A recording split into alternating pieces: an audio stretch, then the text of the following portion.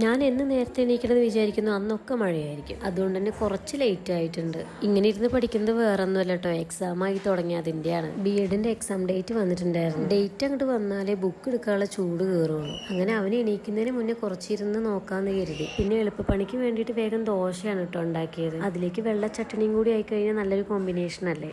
18-ാം തീയതിയാണ് എനിക്ക് exam start ചെയ്യുന്നത്.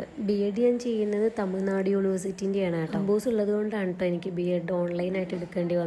അതുകൊണ്ട് തന്നെ അവന് ഞാൻ കൂടെ കൊണ്ടുപോകും, കൂട്ടിന് എൻ്റെ അമ്മേനെയും. പി ജി വരെ റെഗുലറായിട്ട് എടുത്തതുകൊണ്ട് ഓൺലൈനായിട്ട് ബി എഡ് എടുത്തപ്പോൾ ഭയങ്കര ടെൻഷനായിരുന്നു. എന്തായാലും ഞാൻ 4th സെം വരെ എത്തിക്കഴിഞ്ഞു. അമ്മൂസിന് 1 വയസ്സായപ്പോഴാണ് ഞാൻ ഫസ്റ്റ് സെം എക്സാം എഴുതുന്നത്. ഈ ഒരു സെമ്മും കൂടിയും കഴിഞ്ഞാൽ ബി എഡും കഴിഞ്ഞു. അപ്പം ഞാൻ വീട്ടിലേക്ക് പോയിട്ട് അവിടെ നിന്നാണ് സേലത്തേക്ക് പോവാറ്. ഇന്ന് വീട്ടിലേക്ക് പോവേണ്ടതുകൊണ്ട് ഞാൻ വേഗം ഉച്ചയ്ക്കുള്ളതും പിന്നെ കൊണ്ടുപോകാനുള്ള സാധനങ്ങളൊക്കെ ഒരുക്കി വെക്കുകയായിരുന്നു. അവനെയും കൂടെ കൊണ്ടുവന്നുകൊണ്ട് എനിക്ക് കുറേ സാധനങ്ങൾ പാക്ക് ചെയ്യാനുണ്ടാവും. അങ്ങനെ ഞങ്ങളൊരു ഉച്ച കഴിഞ്ഞപ്പോഴേക്കും വീട്ടിൽ നിന്ന് ഇറങ്ങി.